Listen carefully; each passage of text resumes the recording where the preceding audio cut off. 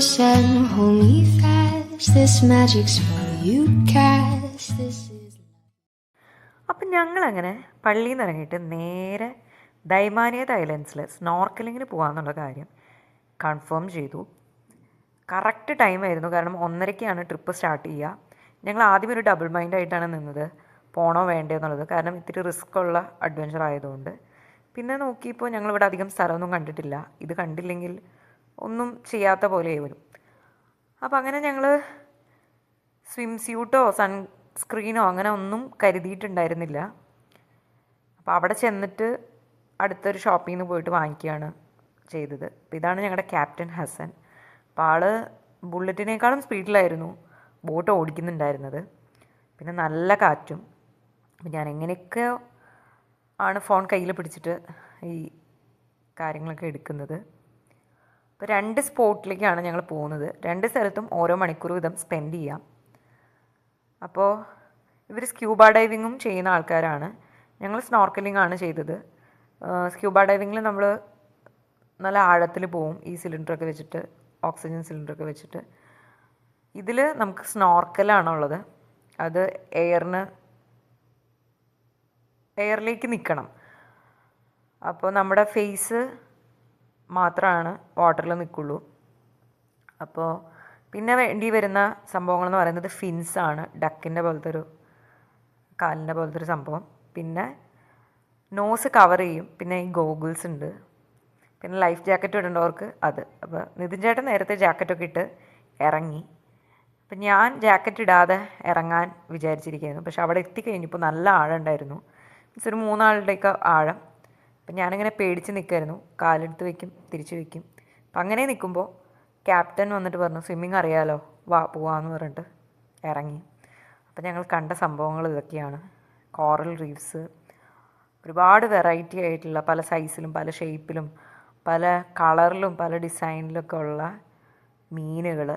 നാറ്റ് ജിയോയിലൊക്കെയാണ് ഞാനിങ്ങനെ കണ്ടിട്ടുള്ളത്. പിന്നെ കുറേ ആമകൾ, 2 ആമകൾ തമ്മിൽ തല്ലൊക്കെ കൂടുന്നുണ്ടായിരുന്നു. അപ്പോൾ അതൊക്കെ കണ്ടിരിക്കാൻ നല്ല രസമായിരുന്നു.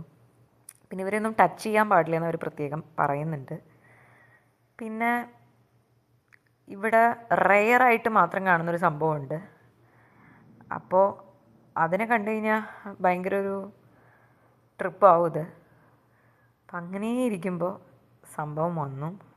വെയിൽ ഷാർക്കാണ്. ഞങ്ങൾ ആദ്യം ഇതിനെ കണ്ടപ്പോൾ ഒന്ന് പകച്ചു. കാണണമെന്ന് മനസ്സിൽ വെച്ചിട്ടാണ് വന്നത്, എന്നാലും നേരിട്ട് കണ്ടപ്പോൾ ഇത്രയും വലിയൊരു സംഭവത്തിനെ കണ്ടപ്പോൾ ഒന്ന് പേടിച്ചു. അതുകൊണ്ട് ഞങ്ങൾ അടുത്തൊന്നും പോകാൻ നിന്നില്ല. പക്ഷെ ചിലരൊക്കെ അടുത്ത് പോകുന്നുണ്ട്. കാരണം ഇത് അത്രയും ഉപദ്രവകാരിയായിട്ടുള്ളൊരു ആളല്ല. വെയിൽസിനെയും ഷാർക്സിനെയും പോലെ, ഡോൾഫിൻസിൻ്റെ ഒക്കെ പോലെ നല്ല ഫ്രണ്ട്ലി ആയിട്ടുള്ള ഒരാളാണ്. സോ അങ്ങനെ അതൊക്കെ കഴിഞ്ഞ് ഞാൻ നേരത്തെ പോന്നു. കാരണം എൻ്റെ ക്യാപ്റ്റൻ അടുത്ത ആളെ ഇറക്കാൻ വേണ്ടിയിട്ട് ഇങ്ങനെ നിൽക്കുമായിരുന്നു. അപ്പോൾ ജാക്കറ്റ് ഇട്ടതുകൊണ്ട് നിതിൻ ചേട്ടന് കുറേ നേരം, മാക്സിമം 1 മണിക്കൂർ അവിടെ വെള്ളത്തിൽ തന്നെ സ്പെൻഡ് ചെയ്യാൻ പറ്റി. ഇപ്പോൾ ഇത്രയാണ് നമുക്ക് ഗോഗിൾസ് ഇല്ലാതെ കാണാൻ പറ്റുക. ഗൂഗിൾസ് വെക്കുമ്പോഴാണ് ശരിക്കും ക്ലിയറായിട്ട് സംഭവങ്ങളെ കാണുന്നത്. അപ്പോൾ അങ്ങനെ ഞങ്ങൾ അടുത്ത സ്ഥലത്തേക്ക് പോയി. അപ്പോൾ അടുത്തൊരു സ്ഥലത്ത് നമുക്ക് ക്യാമ്പിംഗ് ഒക്കെ ചെയ്യാൻ പറ്റും. ചിലവരങ്ങനെ ചെയ്യുന്നുണ്ട്. സൺസെറ്റൊക്കെ കഴിഞ്ഞിട്ട് പതുക്കെ അവിടെ നിന്ന് പോന്നാൽ മതി. അപ്പോൾ ഇവിടെ ഞാൻ ജാക്കറ്റ് ഇടാതെ കുറച്ച് ദൂരം പോയി.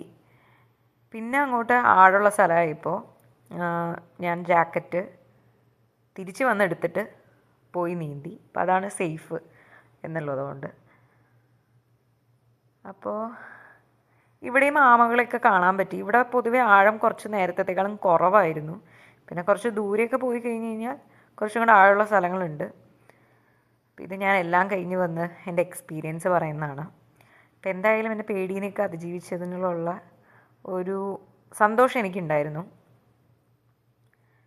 അപ്പോൾ ഈ സ്വിമ്മിങ് ചെയ്യുമ്പോൾ നമ്മൾ ചെയ്യേണ്ട കുറച്ച് ടെക്നിക്സ് ഞാനിന്ന് പഠിച്ചിട്ടുണ്ടായിരുന്നു. അതായത് നമ്മൾ സ്വിമ്മിങ് ചെയ്യാതെ വെറുതെ നിൽക്കുമ്പോൾ അപ്പർ ബോഡി സ്ട്രെയിറ്റ് ആക്കിയിട്ട് വെറുതെ സൈക്കിൾ ചവിട്ടുന്ന പോലെ കാല് ചെയ്താൽ മതി. അല്ലാത്ത സമയത്ത് നമ്മൾ നീന്തുന്ന സമയത്ത് അങ്ങനെ. ഇത് നിതിൻ ചേട്ടൻ അതിൻ്റെ ഇടയ്ക്ക് കുറേ സമയമുള്ളതുകൊണ്ട് കയാക്കിൻ്റെ ബോട്ടിൽ കയറി കുറച്ച് കസരത്തൊക്കെ കാണിക്കുകയാണ്.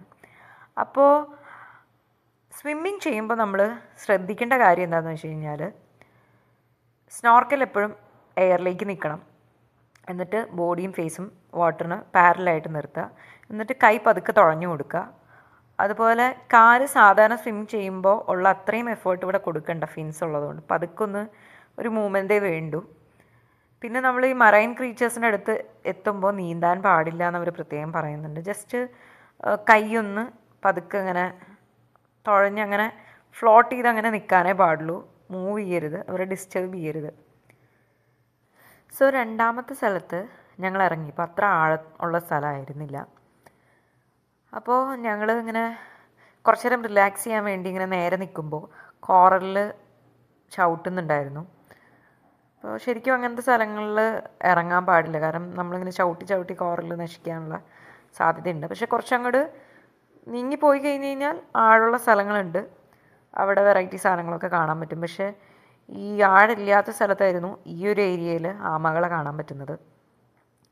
അപ്പോൾ അങ്ങനെ അതൊക്കെ കഴിഞ്ഞിട്ട് ഞങ്ങൾ തിരിച്ച് കയറിയപ്പോൾ ഓരോ സ്പോട്ട് കഴിയുമ്പോഴും നമുക്ക് വിശക്കുമ്പോൾ കഴിക്കാനായിട്ട് അവർ ചിക്കൻ സാൻഡ്വിച്ചും വാട്ടർമെലണും ജ്യൂസും വെള്ളം ഒക്കെ വെച്ചിട്ടുണ്ടായിരുന്നു. അപ്പോൾ അതുകൊണ്ട് നമുക്ക് അങ്ങനെ വിശന്നിരിക്കേണ്ട ഒരു അവസ്ഥയൊന്നും വന്നില്ല, നമ്മളൊന്നും കയ്യിൽ വെച്ചിട്ടും ഉണ്ടായിരുന്നില്ല. അപ്പോൾ അങ്ങനെ അതൊക്കെ കഴിഞ്ഞിട്ട് ഞങ്ങൾ തിരിച്ച് 6:30 ആയപ്പോൾ ഡിന്നറിൻ്റെ സമയമായപ്പോൾ എത്തി. അപ്പോൾ ബൊഫേ ആയിരുന്നു. ബൊഫേ സൂപ്പറാണ്, ഒരുപാട് ഡിഷസ് ഉണ്ട്. അപ്പം അങ്ങനെ ഇതൊക്കെ കഴിഞ്ഞിട്ട് ഞങ്ങളുടെ ലാസ്റ്റ് ഡേ ഞങ്ങൾ പോയത് മുത്ര സൂക്കിലേക്കാണ്. ഇതിവിടുത്തെ ഒരു ഓൾഡ് മാർക്കറ്റാണ്. അവിടേക്ക് പോകുന്ന വഴിക്ക് ഒരുപാട് മനോഹരമായിട്ടുള്ള വ്യൂസ് ഉണ്ട്. മലകളാണെങ്കിലും ഈ ഒരു കടലാണെങ്കിലും അതുപോലെ ഒരുപാട് കളർഫുള്ളായിട്ടുള്ള പൂക്കൾ ഉണ്ട്. അതുപോലെ ബിൽഡിങ്സ് ആണെങ്കിലും നല്ല ഭംഗിയുള്ള വെറൈറ്റി ബിൽഡിങ്സ് ഉണ്ട്. അപ്പോൾ ഇവിടെ മെയിനായിട്ട് ഈ മുത്ര സൂക്കിൻ്റെ പുറമേ നമുക്ക് കാണാൻ പറ്റുന്ന ഒരു സംഭവം എന്ന് പറയുന്നത് യാച്ചാണ് സുൽത്താൻ്റെ. അപ്പം ഇത് ഇപ്പോഴത്തെ സുൽത്താനല്ല, സുൽത്താൻ കബൂസ് ബിൻ സയ്യിദ്. ഇതിന് മുന്നത്തെ സുൽത്താൻ 2008 വാങ്ങിച്ച യാച്ചാണ്. $600 മില്യൺ അതിൻ്റെ കോസ്റ്റ്. ഒരു ജർമ്മൻ ഷിപ്പ്യാർഡായിട്ടുള്ള ലേഴ്സനാണ് അത് ഉണ്ടാക്കിയിട്ടുള്ളത്. 508 ഫീറ്റൊക്കെയാണ് അതിൻ്റെ നീളം എന്ന് പറയുന്നത്. പിന്നെ ഈ യാച്ച് അങ്ങനെ യാത്രയ്ക്കൊന്നും ഇവരെപ്പോഴും എടുക്കുന്നതല്ല, വല്ല ഒക്കേഷനൊക്കെ വരുമ്പോൾ മാത്രം സുൽത്താൻ ഒക്കെ കയറുന്നൊരു യാച്ചാണ്. അപ്പം അതിൻ്റെ ഉള്ളിൽ ഒരു 50 പേർക്കൊക്കെ ഇരിക്കാവുന്ന ഓർക്കസ്ട്രയൊക്കെ നടത്താവുന്ന ഒരു കൺസേർട്ട് ഹാളുണ്ട്. ചെറിയ യാത്രയ്ക്കൊക്കെ വേണ്ടിയിട്ട് ഒരുപാട് യാച്ചുകളുണ്ട്. ഇപ്പം ഇത് ഇവിടുത്തെ ഒരു കൊമേഴ്ഷ്യൽ ഹബ്ബാണ്. കടലൊക്കെ അടുത്തായതുകൊണ്ടും ഈ മുത്ര സൂക്ക് എന്ന് പറയുന്നത് അവിടെ ഒരുപാട് ബിസിനസ് കാര്യങ്ങൾ നടക്കുന്നതാണ്. ഇപ്പോൾ പല സ്ഥലത്തു നിന്നുള്ള ആൾക്കാർ ട്രേഡേഴ്സായിട്ട് ഇവിടെ വരുന്നുണ്ട്. ഇപ്പോൾ ഇന്ത്യൻ സാധനങ്ങൾ, പേർഷ്യൻ, ആഫ്രിക്കൻ, അങ്ങനെ പല പല ഒരു കൾച്ചറൽ മിക്സ് നടക്കുന്നൊരു ഏരിയ ആണ് ഇവിടെ. നമ്മളിങ്ങനെ അവിടെ ചെന്ന് കഴിഞ്ഞപ്പോൾ ഈ ആച്ചും കാര്യങ്ങളൊക്കെ കണ്ട് കുറച്ച് നേരം അങ്ങനെ കടലൊക്കെ കണ്ട് അങ്ങനെ കാറ്റൊക്കെ കൊണ്ട് നിന്നു. ശരിക്കും വൈകുന്നേരം പോകുന്നതാണ് ഈ ഒരു മാർക്കറ്റിൻ്റെ വൈബ് അറിയാൻ പറ്റിയ സമയം. പക്ഷെ ഞങ്ങൾക്ക് അന്ന് ഹോട്ടലിൽ നിന്ന് ചെക്കൗട്ട് ചെയ്യണം നേരത്തെ എന്നുള്ളതുകൊണ്ടാണ് ഞങ്ങൾ ഇങ്ങോട്ടേക്ക് രാവിലെ വന്നത്. അപ്പോൾ അങ്ങനെ ഇതാണ് ഞാൻ പറഞ്ഞ യാച്ച്. അപ്പോൾ ഇതിൻ്റെ തൊട്ടടുത്ത് തന്നെയാണ് മുത്ര ഫോർട്ട്. അപ്പോൾ ഇത് 1507 AD പോർച്ചുഗീസുകാർ പണിതതാണ്. ഇത് അൽഹജർ മൗണ്ടൻസിലാണ് ഇരിക്കുന്നത്. അപ്പോൾ അങ്ങോട്ട് പോകണം എന്നുള്ളവർക്ക് അവിടേക്ക് പോവാം. പക്ഷേ ഞങ്ങൾക്ക് സമയമില്ലാത്തതുകൊണ്ട് നേരെ സൂക്കിലേക്ക് പോവുകയാണ് ചെയ്തത്. അപ്പോൾ ഈ മുത്ര സൂക്കിൽ ഒരുപാട് മോഡേണൈസേഷൻ നടക്കുന്നുണ്ട്. Means in the sense products ഒക്കെ ഇപ്പോഴത്തെ പുതിയ പുതിയ സംഭവങ്ങളൊക്കെ വരുന്നുണ്ട്. പക്ഷേ അവിടുത്തെ ആർക്കിടെക്ചറും പണികളൊക്കെ പണ്ടത്തെ പോലെ തന്നെയാണ്. അതാണ് അതിൻ്റെ ഒരു ബ്യൂട്ടി എന്ന് പറയുന്നതും. റൂഫ് ടോപ്പ് മൊത്തം തടി കൊണ്ടാണ് ഉണ്ടാക്കിയിരിക്കുന്നത്. അതുപോലെ നാരോ ആയിട്ടുള്ള വഴികളാണ്. അപ്പോൾ അതിൻ്റെ ഒരു അഡ്വാൻറ്റേജ് എന്താണെന്ന് വെച്ച് കഴിഞ്ഞാൽ നമ്മൾ ഈ ചൂട് കാലത്തൊക്കെ ഇതിൻ്റെ ഉള്ളിൽ കയറി നിന്ന് കഴിഞ്ഞ് കഴിഞ്ഞാൽ നല്ലൊരു തണുപ്പ് ഉണ്ടാവും. അതുപോലെ തന്നെ വഴി തെറ്റാനും ഒരുപാട് സാധ്യതയുള്ള ജംഗ്ഷൻസ് ഉണ്ട്. എങ്ങനെയൊക്കെയാണെങ്കിലും നമ്മൾ പുറത്തേക്ക് വരും. അപ്പോൾ ഇവിടുത്തെ മെയിൻ പ്രോഡക്റ്റ്സ് എന്താണെന്ന് വെച്ച് കഴിഞ്ഞാൽ ഇതൊരു ക്ലോത്തിങ് ഷോപ്പാണ്. അപ്പോൾ ഞങ്ങൾ കുറച്ച് ഡീറ്റെയിൽഡ് ആയിട്ട് കണ്ടത് ഇവിടെ മാത്രമാണ്. ഒരു നോർത്ത് ഇന്ത്യൻ സ്റ്റൈലുള്ള കുർത്ത കണ്ടിട്ട് ഇഷ്ടപ്പെട്ടിട്ടാണ് ഇവിടേക്ക് കയറിയത്. അപ്പോൾ അതിൻ്റെ വില ഇത്തിരി കൂടുതലായിരുന്നു. അവിടെ കുറച്ച് യൂറോപ്യൻസൊക്കെ നിൽക്കുന്നുണ്ടായിരുന്നു. അപ്പോൾ അവരെക്കാളും പൈസ കുറച്ച് തരാമെന്ന് പറഞ്ഞു. പക്ഷെ എന്നാലും പിന്നീട് ആലോചിച്ചപ്പോൾ ഇത് വാങ്ങിച്ചിട്ട് വന്നു കഴിഞ്ഞ് കഴിഞ്ഞാൽ ഇടാനൊരു ഒക്കേഷനൊന്നുമില്ല. അപ്പോൾ പിന്നെ വേസ്റ്റ് ഓഫ് മണി അല്ലേ, അപ്പോൾ അത് വേണ്ടാന്ന് വെച്ചു. പിന്നെ കുറേ സിൽവറിൻ്റെ ജ്വല്ലറികളുണ്ട്. അതുപോലെ തന്നെ ഇവിടെ ഷോക്കേസിലൊക്കെ വെക്കാൻ പറ്റുന്ന രീതിയിലുള്ള ഒരുപാട് സാധനങ്ങളുണ്ടായിരുന്നു. നല്ല അട്രാക്റ്റീവായിട്ടുള്ള സാധനങ്ങൾ. ഈ ഒരു കട മൊത്തത്തിൽ ഇങ്ങനെ കണ്ടു നിൽക്കാൻ തന്നെ നല്ലൊരു ഭംഗിയാണ്. അത്രയ്ക്കും വെറൈറ്റി ഐറ്റംസ് ആയിരുന്നു. അപ്പോൾ ഞാൻ പറഞ്ഞ കുർത്ത ഇതാണ്. നല്ല മെറ്റീരിയലാണ്, നല്ല ഭംഗിയുണ്ടായിരുന്നു. ഇത് കുറച്ച് സ്പൈസസ് ആണ്. ഇവിടെ ഡ്രൈഡ് റോസ് പെറ്റൽസും അതുപോലെ ഡ്രൈഡ് ലെമൺസ്, സാഫ്രൺ, സിനമൺ, അങ്ങനെ കുറേ ഐറ്റംസ് ഉണ്ടായിരുന്നു. കുറേ കളർഫുൾ സാധനങ്ങൾ, പലതിനെയും പേരറിയില്ല, സാൻഡൽസ്, അങ്ങനെ പല സാധനങ്ങളും. പിന്നെ ഇതിൻ്റെ ഒരു റൂഫ് ടോപ്പ് കണ്ടില്ലേ, ഇങ്ങനെ ഈ ഒരു ഗ്ലാസ് വർക്കൊക്കെ ആയിട്ട്. അപ്പോൾ അതിൻ്റെ ഉള്ളിൽ നിന്ന് വരുന്ന വെളിച്ചവും കാര്യങ്ങളൊക്കെ നല്ല ഒരു രസമാണ്. പിന്നെ ഇവിടെ സത്യത്തിൽ ഒരുപാട് സാധനങ്ങളുണ്ട്. എല്ലാ കടകളും ഞങ്ങൾ ഡീറ്റെയിൽഡ് ആയിട്ട് കണ്ടില്ല. അതായത് ഈ ഫ്രാങ്കിൻസെൻസ് അതിന് ഫേമസ് ആയിട്ടുള്ളൊരു സ്ഥലമാണ്. ഈ കുന്തിരിക്കം പോലത്തെ നമ്മളിങ്ങനെ മുറിയിലൊക്കെ പുകയ്ക്കാൻ വെക്കുന്ന സംഭവമില്ലേ, നല്ല മണമുള്ള ഒരുപാട് സ്പെഷ്യൽ റെസിൻസിൽ നിന്നൊക്കെ ഉണ്ടാക്കുന്ന സാധനങ്ങളുണ്ട്. അതുപോലെ തന്നെ ഇവിടുത്തെ ആൾക്കാർ ധരിക്കുന്ന തൊപ്പി, അതിന് കുമ്മ എന്നാണ് പറയുക. പിന്നെ അവർ ധരിക്കുന്ന ഒരു വൈറ്റ് ഡ്രസ്സ് ദിഷ്ദാഷ എന്ന് പറയും. അപ്പോൾ അതൊക്കെ ഇവിടെ കിട്ടും, തൊപ്പികൾ പല വെറൈറ്റിയിൽ. അതുപോലെ ഇവർ മെൻ പല ഒക്കേഷനിലും ധരിക്കുന്ന ഒരു സംഭവമാണ് ഈ അരയിൽ വെക്കുന്ന കത്തി എന്ന് പറയുന്നത്. അപ്പോൾ ആ സംഭവം കിട്ടും, ഖഞ്ചർ എന്നെങ്ങാണ്ടാണ് അതിന് പറയുക. അപ്പോൾ അതുപോലെ വാള് പോലത്തെ അങ്ങനത്തെ സംഭവങ്ങളൊക്കെ ഉണ്ട്. പാൻഡിക് പോലത്തെ കുറേ ഐറ്റംസ്, പിന്നെ ഒരുപാട് ലക്ഷൂറിയസ് ആയിട്ടുള്ള പെർഫ്യൂംസ്, അതുപോലെ തന്നെ സെറാമിക് വെയേഴ്സ്, അങ്ങനെ വൈഡ് വെറൈറ്റി കാര്യങ്ങളുണ്ട്.